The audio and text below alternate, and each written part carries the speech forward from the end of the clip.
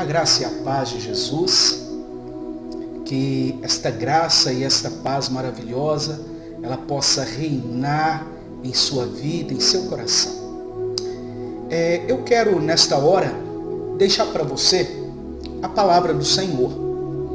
E eu queria levar você e te desafiar através da palavra a poder estar colocando diante do Senhor a sua vida e fazendo uma autoanálise.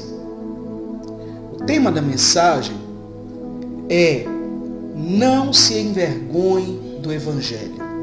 E eu quero perguntar a você: você tem se envergonhado do Evangelho? Ou você tem tido prazer neste Evangelho? Este Evangelho, ele tem transformado a sua vida? Eu quero convidar você a ler a palavra do Senhor, que está em Romanos, no capítulo 1, no versículo 16. Romanos, capítulo 1, versículo 16. A palavra do Senhor vai nos dizer assim: não me envergonho do Evangelho, pois é o poder de Deus para a salvação de todo aquele que crê.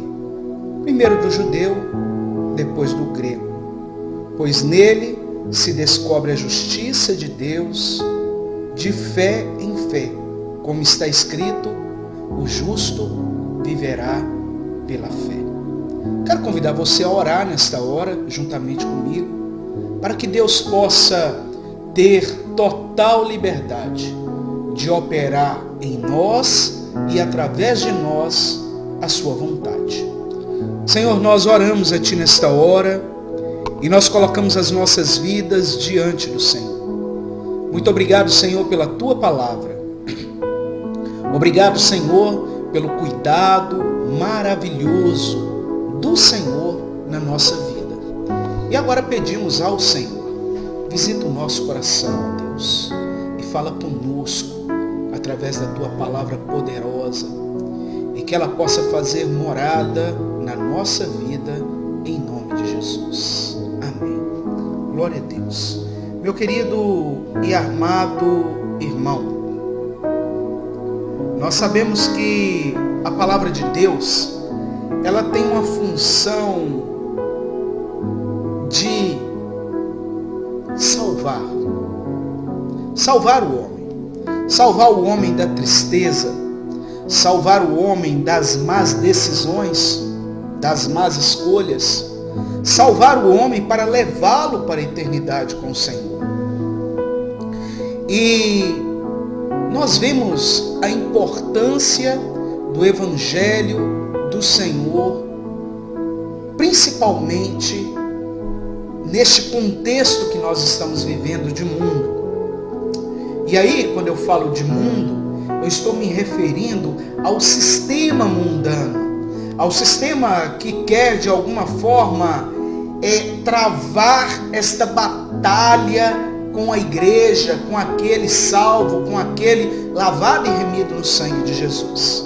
É por isso que a palavra vai nos dizer que a nossa luta, ela não é contra a carne nem contra o sangue, mas contra os principados e potestades.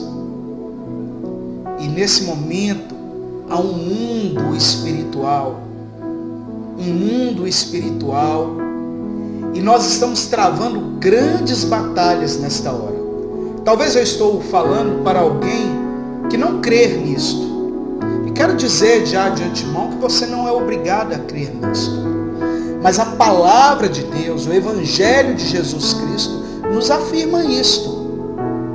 Que a nossa batalha, a nossa luta, ela não é contra a carne, nem contra o sangue.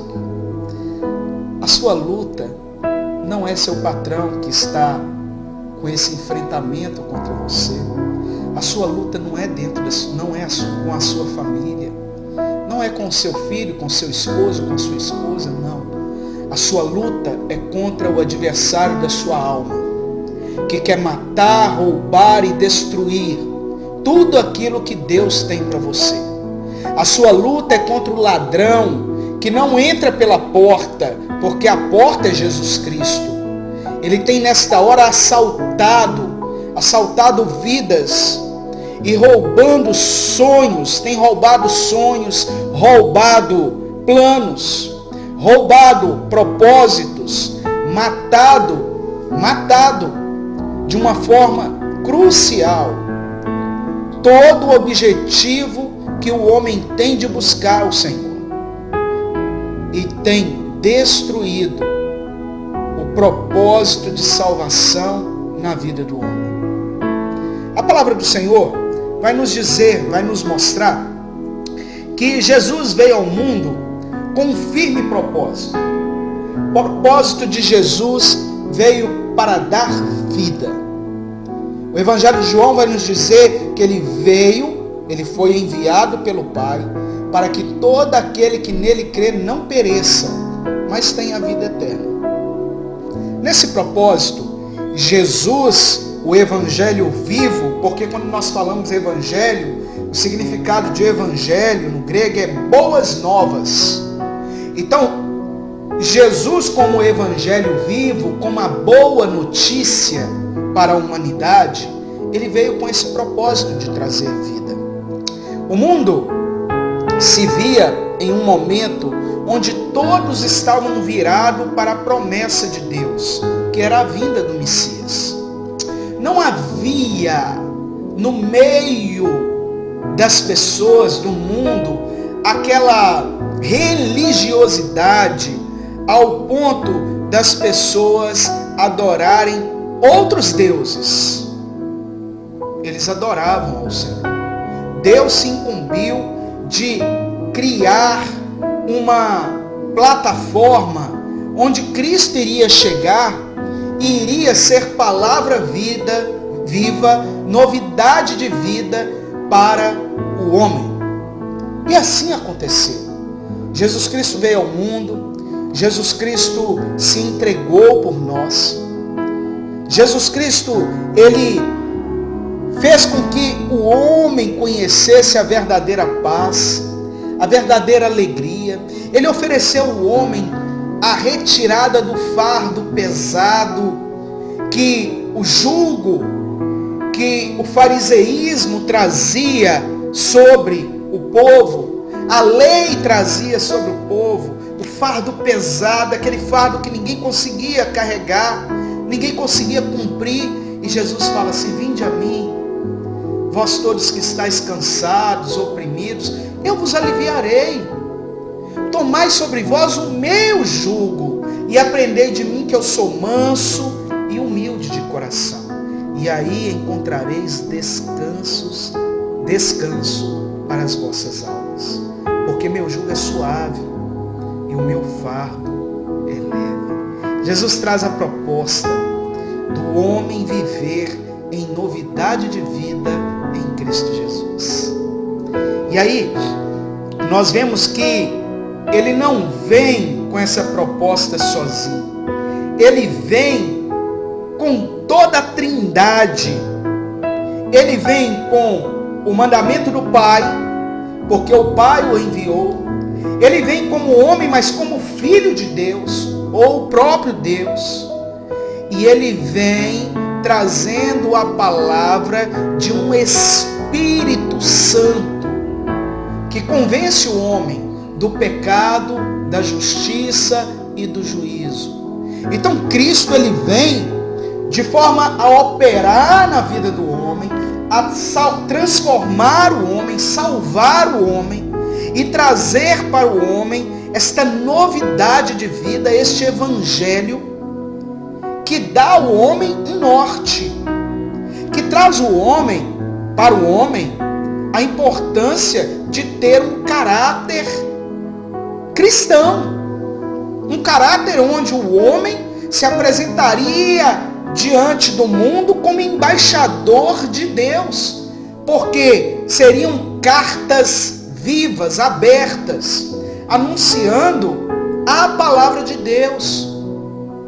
Então, o homem aceitaria esse Cristo e sobre ele viria o Espírito Santo, que governaria todo o seu ser, toda a sua vida, e daria a ele uma novidade de vida com um caráter cristão, onde mais tarde eles são reconhecidos como cristãos, pequenos cristos.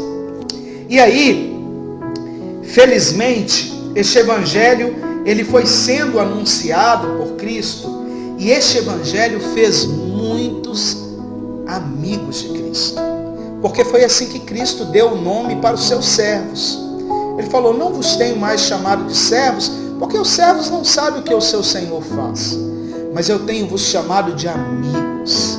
Então Cristo Jesus, ele nos tem como amigos dele.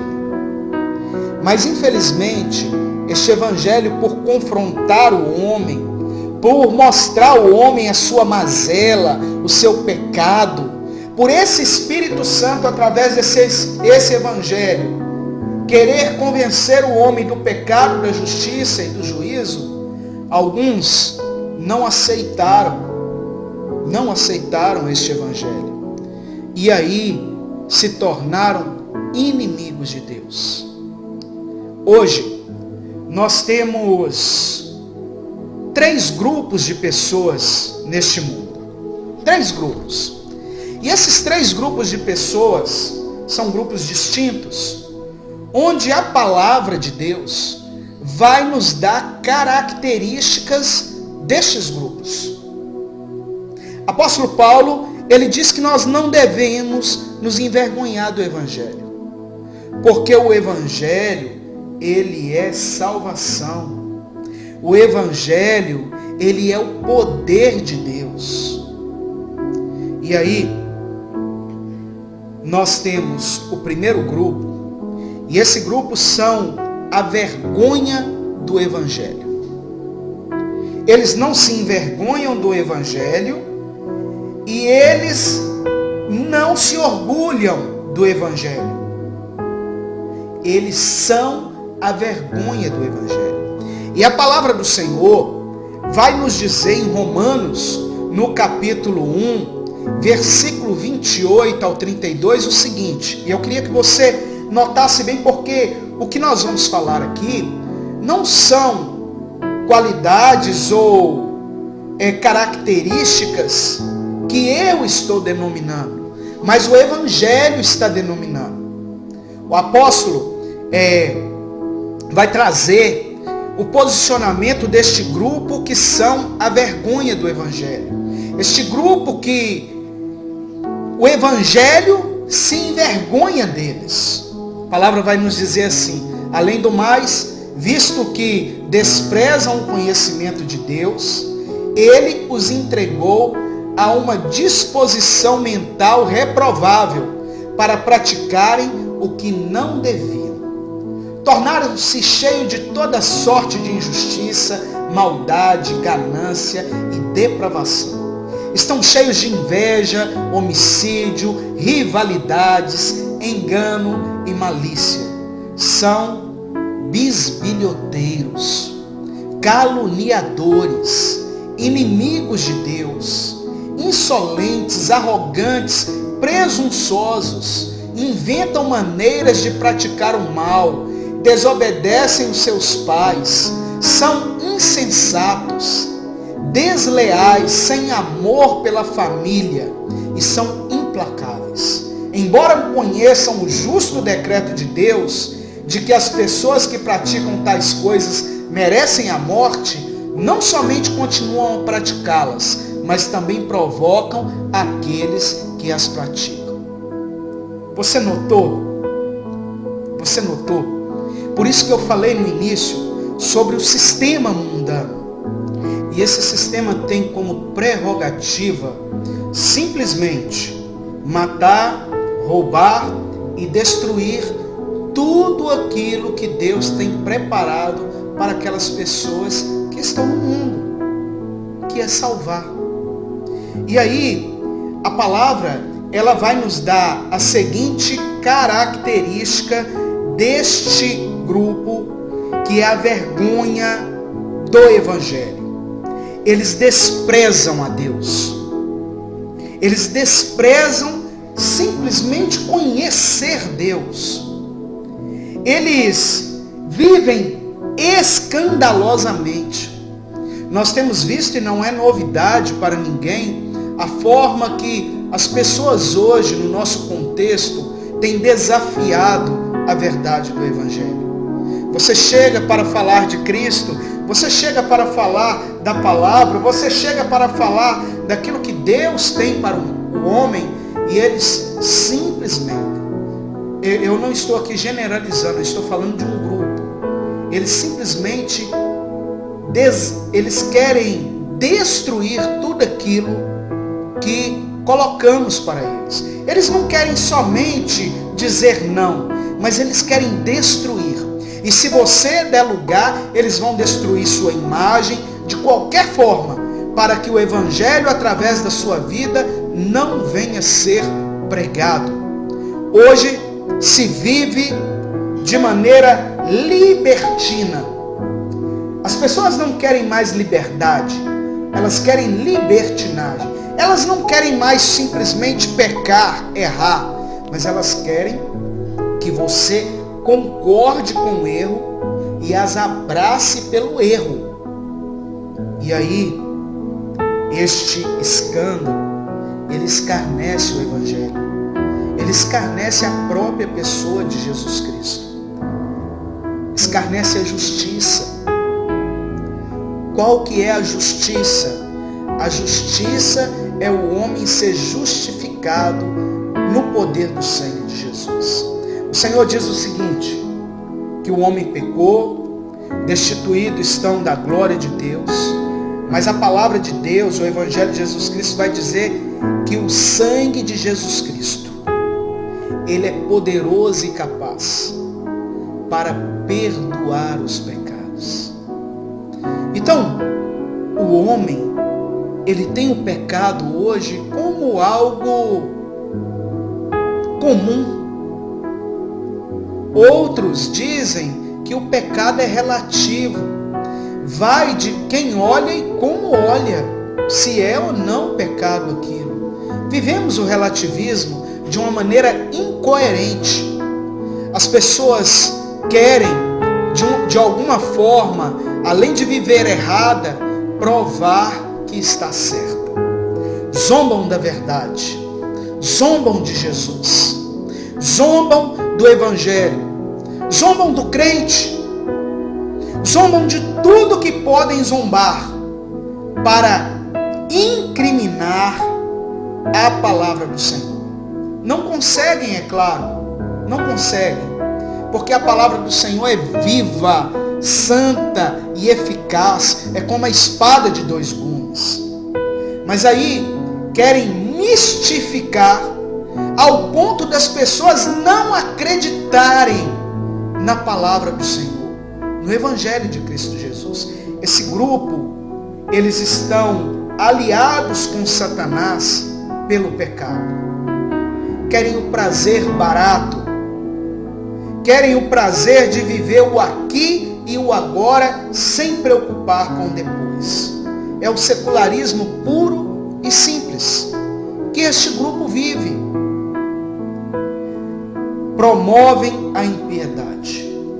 Isso é uma coisa muito séria, porque você viver de maneira ímpia, impiedoso, não ter piedade das pessoas, não ter piedade da situação que nós estamos vivendo é uma coisa. Mas você, além de não ter, você promover, levar outras pessoas a pensar como você, quero dizer uma coisa para você. Você não só está contra o Evangelho, mas você está sendo a vergonha do Evangelho. E aí, o apóstolo, ele é bem claro com relação a essas pessoas. Deus os deixou à mercê da morte por praticar aquilo que eles querem praticar. Roma vivia naquele momento, meus amados, um momento muito depravado, muito depravado. Os livros de história diz que Júlio César tinha a capacidade de subir em uma carruagem e no meio de todos os cristãos, ele, Júlio César, ele fazia da prática sexual obscena em cima da sua carruagem, no meio de todos, e gritava dizendo o seguinte: eu sou o homem de todas as mulheres e a mulher de todos os homens. É muito triste a situação que Roma vivia. É muito triste a situação que o mundo vive. Desconstruíram a família. A família já não é mais formada pelo homem, pela mulher e pelos seus filhos. Não. Existe família de 2 homens, de 2 mulheres, ou até de 3. E essa depravação, ela está produzindo, nesta hora, neste mundo, uma falta de temor muito grande. E a palavra fala que o temor é o princípio da sabedoria do homem. Cuidado. Você que se encontra neste grupo, muito cuidado. Porque o machado de Deus vai descer. E eu não estou falando isso para trazer medo, de maneira nenhuma. Eu estou dizendo isso porque a palavra é viva, ela é verdadeira, ela é a verdade, porque a palavra é Jesus. O Evangelho de João nos diz que no princípio era o verbo era Deus, o verbo estava com Deus e ele se fez carne e habitou entre nós, cheio de graça e verdade. Quem é esse verbo? É o próprio Jesus. Ele é o caminho, a verdade e a vida. Ele é a pessoa maravilhosa deste Evangelho, desta boas novas. O segundo grupo que nós vemos é o grupo que se envergonha do Evangelho. Ele não é a vergonha do Evangelho, mas ele se envergonha do Evangelho. E a primeira carta de João, capítulo 2, versículo 15, vai nos dizer assim: não ameis o mundo, nem o que no mundo há. Se alguém ama o mundo, o amor do Pai não está nele. O apóstolo João, na sua primeira carta, ele vai, neste momento, combater essas pessoas que se envergonham do Evangelho. O que é se envergonhar? Vou dar um exemplo. Na minha época de escola, nós tínhamos muitos amigos que tinham vergonha dos seus pais. Porque os pais, às vezes, tinham profissões ou fazia determinadas coisas que não trazia orgulho, sabe? Eu tinha um colega que os pais ajuntavam, fazia reciclagem, ajuntavam lata, litro, papel para vender. E esse colega, ele se envergonhava muito dos pais. E aí ele inventava outras profissões para os pais. Ele distorcia a verdade de forma que ficasse bonita, mesmo sendo uma mentira. Ele distorcia. Esse colega, ele se preocupava muito com ele e que como as pessoas iriam ver ele. Nós sabemos que hoje, infelizmente, você é valorizado pelo que você tem e não por aquilo que você é. A trajetória desse primeiro grupo que nós falamos, que é a vergonha do Evangelho, está disseminando de forma tão clara este sentimento macabro, esse sentimento horrível do secularismo, que, se você não sabe, a palavra secularismo vem do secular, e no nosso dicionário vai trazer que é tirar Deus da equação. É isso aí que o nosso dicionário vai falar. Tirar qualquer tipo de sentimento ou pensamento religioso da ideia. É o secular. E aí, nesse momento secular que nós estamos vivendo, o ser perdeu sentido, perdeu valor. O que tem valor é o ter. E isto, há mais de 20 anos atrás, já era uma realidade na minha escola, onde eu convivia com os meus amigos. E hoje nós temos sim esse grupo que se envergonha do Evangelho. Se envergonha de uma forma muito triste. Uma vez eu recebi uma ovelha minha na minha casa e eu estava morando em 2 cômodos. E para ir no banheiro na minha casa era uma luta, porque eu tinha que descer desses 2 cômodos, não havia escada, era uma escada de ferro, e eu tinha que atravessar todo um lote para chegar no banheiro. Foi uma fase muito complicada, muito difícil, nossa, mas de muito aprendizado. E essa ovelha só me via na igreja, e um dia ela foi me visitar. Eu cuidava de uma igreja que não era em Valadares, e esta ovelha, ela resolveu mudar para Valadares, era um delegado, e aí eu fui ajudá-lo a achar uma casa para alugar. E na hora do almoço eu convidei ele a ir à minha casa para almoçar. Chegando lá, ele deparou com a simplicidade de tudo, e para não esconder, com a pobreza mesmo, e ele ficou horrorizado. Ele procurou um irmão da igreja, um obreiro, e falou assim: como é que pode um homem de Deus morar numa miséria daquela? Eu não concordo com isso. Um homem de Deus, ele tem que ter o melhor desta terra. Percebe-se como muda a verdade da palavra? E a palavra que ele usou foi essa. A palavra de Deus diz que nós iremos comer do melhor dessa terra. E ele está daquele jeito, não é possível. Se envergonha do Evangelho. Porque o Evangelho, a palavra fala que não é pão, não é água desta vida, mas é o poder de Deus para a salvação do homem. E aí, se você for querer colocar a sua estatura pelo Evangelho, você vai ter que fazer como João fala em João 3,30. Que ele cresça, Jesus, o Evangelho, e que eu diminua. Só que as pessoas mudaram a verdade. É que eu cresça e que ele diminua. Ou que ele fique aqui junto comigo. Mudaram a verdade do Evangelho. Porque se envergonham de um Evangelho puro e simples, que veio para salvar. Jesus não veio para te dar riqueza, meu querido. Jesus não veio para te dar prazeres nesta vida. Jesus não veio para te dar saúde para esta vida simplesmente. Ele quer te dar saúde. E Ele pode e vai te dar saúde.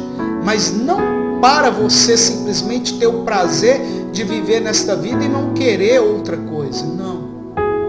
Jesus veio para levar o homem para viver eternamente com Ele. E é um processo essa salvação. Porque essa salvação nos ensina a desmistificar aquilo que nós, muitas vezes, a nossa razão, o nosso eu, quer mistificar. Esse Evangelho veio para trazer clareza para nós. Esse Evangelho, ele veio para nos mostrar que Cristo é em nós, esperança da glória. Que não mais eu quem vivo, mas Cristo vive em mim. Este Evangelho de Jesus é o Evangelho que descortina tudo aquilo que nós tentamos tampar com a peneira. E aí, este grupo se preocupam em ser amigos do mundo, a ter aplausos do mundo. Na carta de Tiago, capítulo 4, versículo 4, a palavra vai nos dizer o seguinte: adúlteros, vocês não sabem que a amizade com o mundo é inimizade com Deus? Quem quer ser amigo do mundo, faz inimigo de Deus. Querido e querida, não tem como viver o verdadeiro Evangelho sendo amigo do mundo, sendo politicamente correto. Não tem como. Jesus não abriu a porta da igreja para ser político. Jesus não aceitava nenhum tipo de represálias. e nem algemas que o detia de falar do amor de Deus. Hoje nós vemos pessoas amarradas, detidas, não podendo falar a verdade, porque senão vai perder aquilo que conseguiu, que tem. Porque o maior valor para ele não é ser, e sim ter. E ele não consegue viver sem os aplausos do mundo. Não consegue viver sem o reconhecimento do mundo. Não consegue viver sem a paz que o mundo dá, embora ser passageira. As luzes do mundo chamam a sua atenção. E eu quero lembrar a você que a mariposa, ela ama a luz. E a luz que tanto chama a atenção dela é a própria luz que a mata, que a confina e a mata. A luz deste mundo faz isso. Te confina e te mata.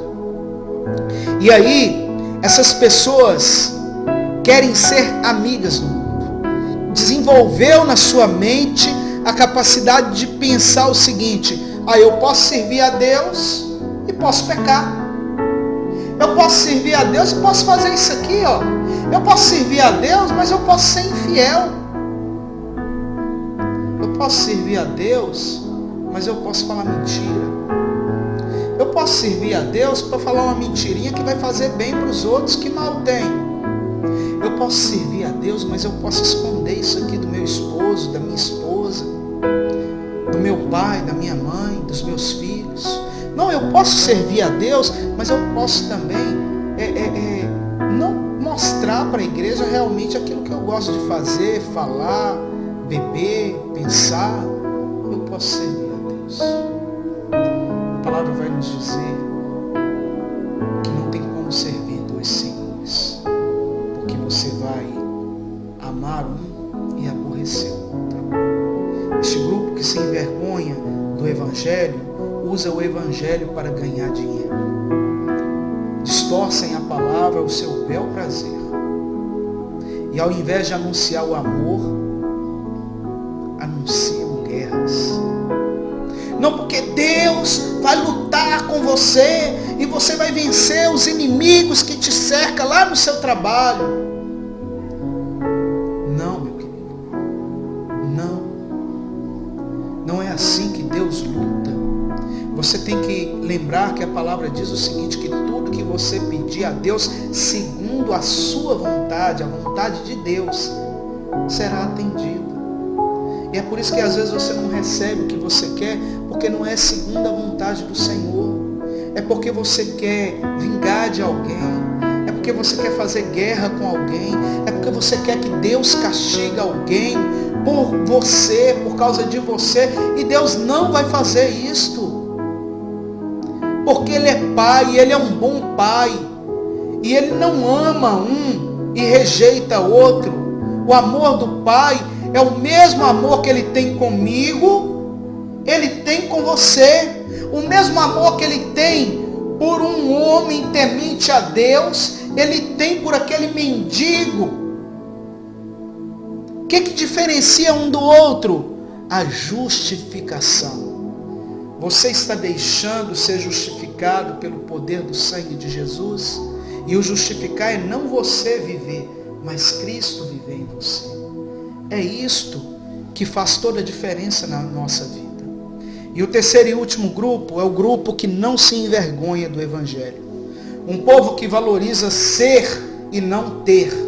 Um povo que valoriza o prazer de viver com Jesus. Mesmo que para isso ele tem que nadar contra a maré, andar na contramão da história, porque o cristão é assim. O Evangelho não é uma via de mão dupla, onde você pode ir e vir. O Evangelho é uma via de mão única. E o próprio Jesus falou isto, quando ele virou e falou assim: aquele que põe a mão no arado e olha para trás, não pode ser meu discípulo. É momento de olhar para frente. Este grupo que ama o Evangelho, que não se envergonha do Evangelho, é o grupo que ele dá ouvidos à voz do Senhor. Ele ama o Pai, Ele ama o Filho e Ele ama o Espírito Santo. E você quer ver um exemplo que eu separei aqui na palavra? Ele ama o Pai. E aí nós vamos ler lá em Mateus 16:16, que vai nos dizer assim: e Simão Pedro respondeu: Tu és o Cristo, o Filho do Deus vivo. Foi um momento em que as pessoas estavam ali e Jesus falou assim: quem diz os homens que eu sou? Na opinião das pessoas, quem sou eu? E alguns foram falando, alguns pensam que o Senhor é João Batista, outros pensam que você é um dos profetas. Tá bom. Mas aí o discípulo que andava com Jesus, que tinha seus problemas, seus defeitos, claro, como nós temos, ele levantou e falou assim. Jesus pergunta assim: e vós, quem dizeis que sou? E ele levanta e fala assim: tu és o Cristo. E não qualquer Cristo, porque a palavra Cristo significa um enviado. Mas ele fala assim: tu és o Cristo, o Filho do Deus vivo. Então Pedro declara ali que o Pai e o amor do Pai estava sobre ele. E que ele cria no Filho porque o Pai o enviou. Ele era o enviado do Pai. E aí nós vemos também este grupo que não se envergonha do Evangelho, o que eles falavam do Filho.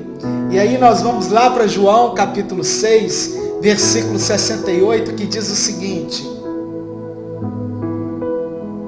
Simão Pedro novamente responde: Senhor, para quem iremos nós?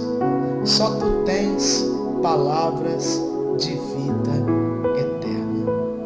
E nós cremos e sabemos que tu és o Santo de Deus. Eles conheciam o Cristo como Filho de Deus. Eles conheciam como Cristo, que era a palavra viva, a palavra de vida eterna. Então este grupo, ele está preocupado em ser cristão, em ser servo de Jesus, em ser amigo de Cristo, em ser um com Ele diante do Pai. Este grupo que não se envergonha do Evangelho está disposto a anunciar todos os dias que ama o Senhor, que é lavado e remido no sangue de Jesus, que declara que a palavra do Senhor é viva e poderosa. E aí, este grupo também, ele é cheio do Espírito Santo. A palavra vai nos falar lá em Atos capítulo 2, o seguinte, versículo 14. Eu quero ler para você, nós estamos encerrando. Pedro, porém, pondo-se em pé com os 11, levantou a sua voz e disse: homens judeus e todos os que habitam em Jerusalém, sejai-vos isto notório e escutai as minhas palavras. Estes homens não estão embriagados como vós pensais na terceira hora do dia. Mas isto é o que foi dito pelo profeta Joel. E nos últimos dias acontecerá, diz Deus, que do meu Espírito Santo derramarei sobre toda a carne. Os vossos filhos e as vossas filhas profetizarão. Os vossos jovens terão sonhos, visões. Terão visões e os vossos velhos sonharão. O povo estava alvoroçado porque viu uma ação que não era normal no meio daquele povo e nem era normal naquela hora do dia. O povo dando glória a Deus, aleluias. E aí falaram assim: esses homens estão cheios do vinho, estão bêbados, por isso que estão nessa festa toda aí, ó, a terceira hora do dia. E aí Pedro se levanta e Pedro fala assim: não é isso não. Esses homens estão assim porque o Espírito Santo está sobre eles. Há um derramamento do Espírito no meio deles. O Espírito Santo possui a vida desses homens. Eles não vivem mais eles, mas Cristo vive neles. deles. O Espírito Santo faz morada na vida deles. O Espírito Santo convence eles da verdade, da justiça e do juízo. Este povo que não se envergonha do Evangelho, eles têm neste momento, meu querido e minha querida irmã, eles têm proclamado o Evangelho, anunciado que Cristo salva, transforma, anunciado que o Pai enviou o seu Filho amado e anunciado que o Espírito Consolador está no nosso meio, cuidando de nós, clamando por nós com gemidos inexprimíveis e dizendo que Cristo vai voltar para levar a sua igreja amada e eu quero ir com Ele, louvado seja o nome do Senhor.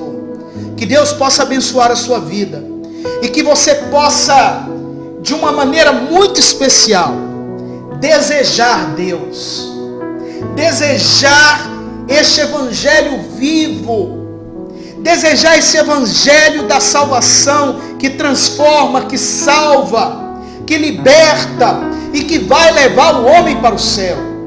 Que Deus abençoe sua vida. Vamos orar ao Senhor. Nós oramos a Ti nesta hora, ó Deus. Glorificamos o Teu nome pelo Teu Evangelho, pelas boas novas da salvação, por tudo aquilo que o Senhor operou, vai operar, tem operado na nossa vida.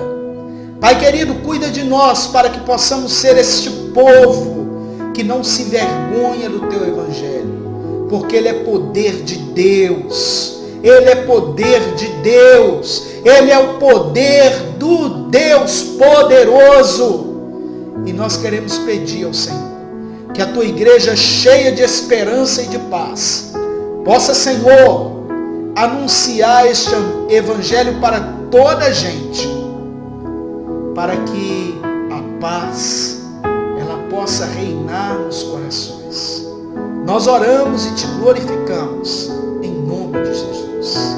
E dizemos que o grande amor de Deus, a graça salvadora do Espírito Santo de Deus, a graça maravilhosa desse Jesus maravilhoso, que veio para deixar para nós esse Evangelho maravilhoso, e o Espírito Consolador repouse sobre toda a igreja de Deus, espalhada sobre a face dessa terra, hoje e para sempre. Amém e amém. Desejo a você uma ótima semana. Que a graça maravilhosa de Jesus invada seu coração de maneira festiva e que o nome do Senhor possa ser glorificado na sua vida. A todos eu desejo a graça e a paz maravilhosa de Jesus.